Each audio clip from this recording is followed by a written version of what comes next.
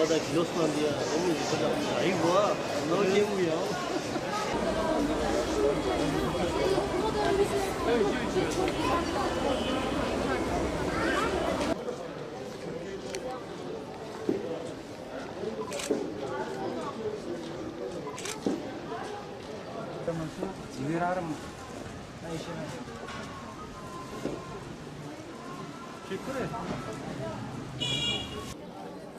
Ana sınıfları varsa ana sınıfların kapısı şurada arkadaşlar. Ana sınıfları devam edebilir.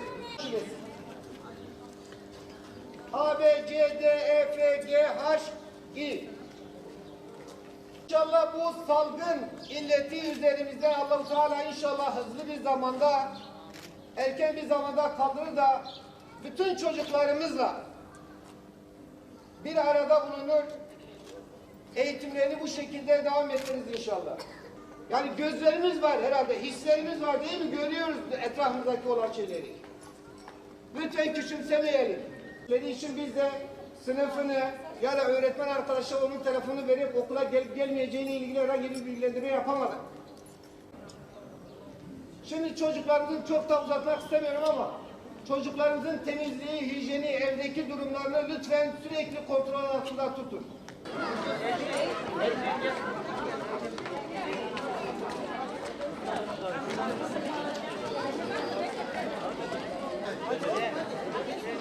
Haftadır oğlumu okula kaydetmişim.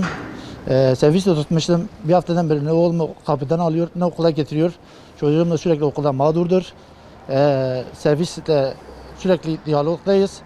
Yani bugün yarın araç sayımız azdır. Yani bir türlü ne kapıdan alıyor ne kapıya bırakıyorlar. Bu sıkıntılarımız çok yüksektir. Yani bu mağduri servis ücreti de bayağı pahalanmış. Normalde 120'den 220'ye çıkmış. Bir de çocukları da alıp getirmiyorlar okuldan. Hangi servisi arıyorsak kontenjan yok. Başka firmalara da şey yapıyoruz.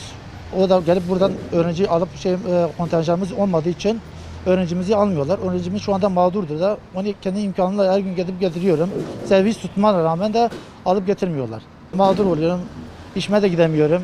Sabah saat 7.30'dan evden çıkıyorum. 8.30'da çocuğu okula bırakıyorum.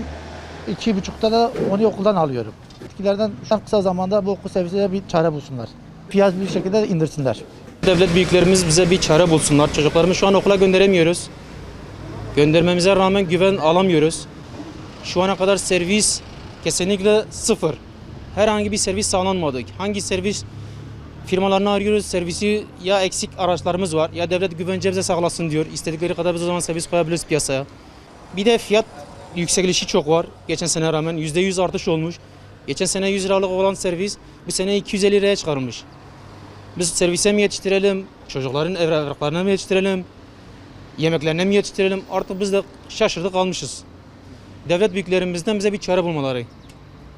Bu sene okul servisleri aşırı şekilde pahalandı. Geçen sene 120 TL iken bu sene 200-220 TL hatta 300 TL'ye çıktığını görüyoruz. Ve bu sene kimin yanına gidiyorsak öteki başka yere yönlendiriyor. Öteki başka yere yönlendiriyor. O şekil sanki bunlar birbirine anlaşmalı, sanki götürmek istemiyormuş gibi. Yani zaten hayat pahalaştı, onun farkındayız. Ama bu yetkilerin bir an evvel bu işin çözülmesini istiyoruz. Özellikle Sayın Valimize sesimizin duyulmasını istiyoruz. Bu okul servislere bir an evvel bir çare bulsunlar. Yazık günahtır bize. Sabahtan akşama kadar çalışıyoruz. Bir an evvel yetkililerin bu işe el atmasını istiyoruz. Acilen, çünkü biz oğullarımızı, kızlarımızı okullara gönderemiyoruz. Niçin? Okul servisleri için. Çünkü niye? Çok pahalı. Gerçekten 250-300 TL bizim bütçemizi aşıyor.